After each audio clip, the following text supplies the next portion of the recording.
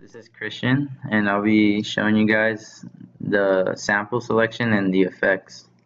So over here we have a 3x3 grid, which if you click on it, on the first one, and then you click new, you have the selection to click a .wav file. So right now I'll just load two files. So we got road, feel good, and hootie.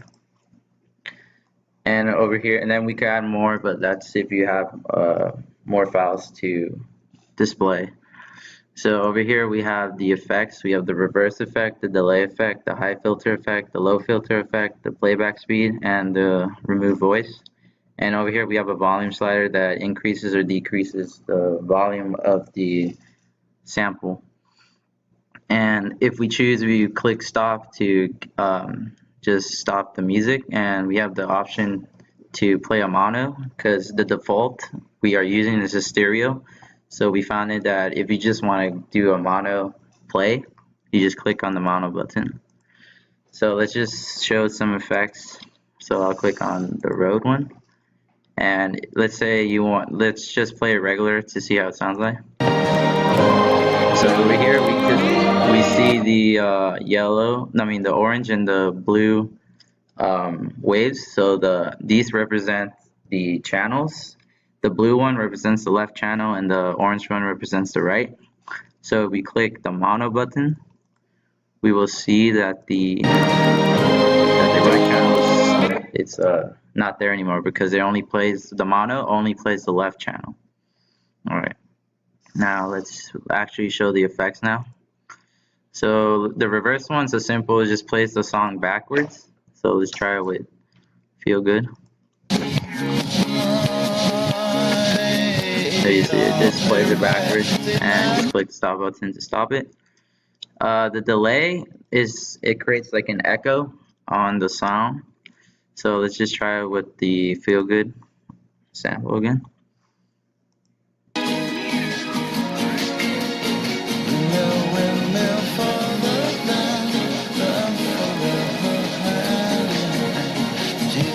And then you see there's an echo that is about like around half a second after, so it creates like an echo effect.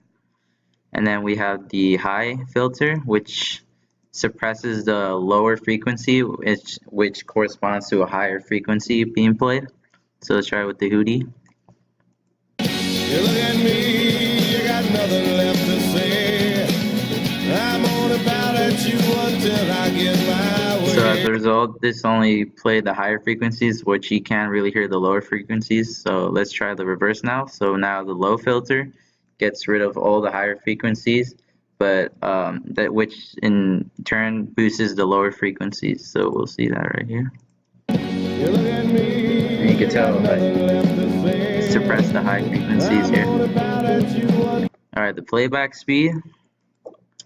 So if you we have a slider for the playback speed, which chooses from 0.25 times the sample rate to 3 times the sample rate. So basically, if you slide to the left, the song gets slower. If you slide to the right, the song gets faster. So let's just try it out with the Feel Good. So we'll try it a little slower. Alright.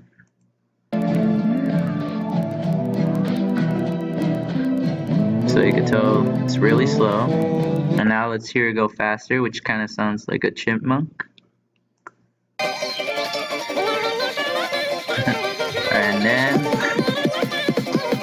And then the last one, oh, I had the low filter on, so let's just try it out without the low filter. So let's see, click that, let's make it fast.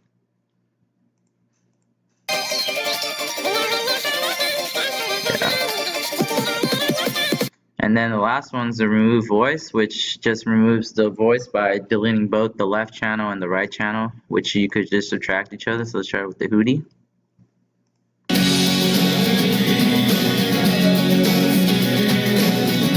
As you can see, it doesn't actually get rid of all the voices, which you can only hear like a faint, which is because the channels are not identical, so it's really hard to get rid of everything. The road one it does a better job in removing the voice, as you could hear from here.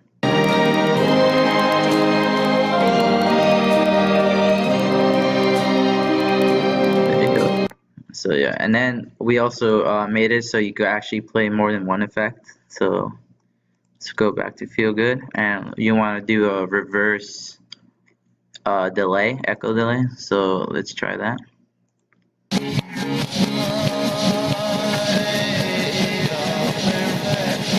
So you can hear there's an echo while playing backwards. So, and then you could also do it a reverse playback speed, so you can make the reverse song play slower. There you go.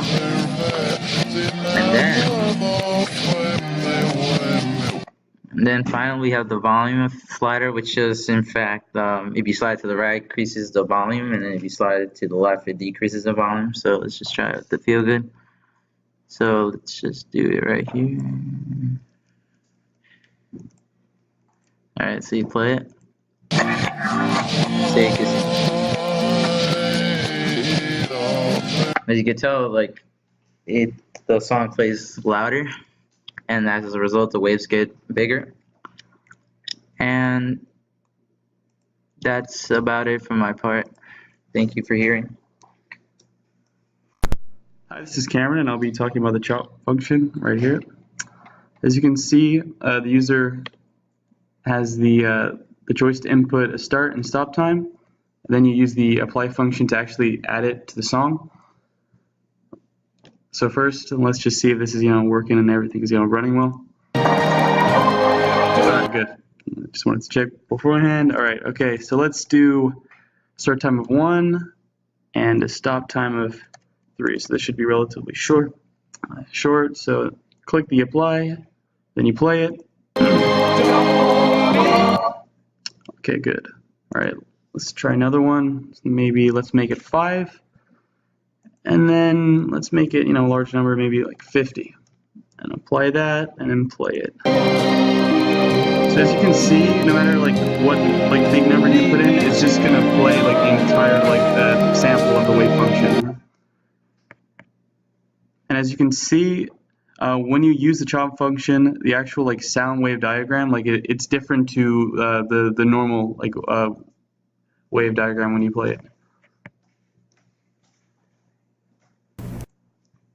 Also, you can use the chop function with the effects. So for example, let's try reverse, then retype the start and stop time. So let's do 4, and why not 10? Click apply, and then let's play this. You can see it's in reverse, and now it's been chopped from 4 to 10 seconds. All right, so that about covers my part. All right, thank you very much. Hi, my name is Robert, and I'm going to talk to you guys today about some of the things that I contributed to the audio player. The first of which is the wave generator. This generates a wave of any length or frequency and of type sine, square, or triangle, and saves it to one of our slots.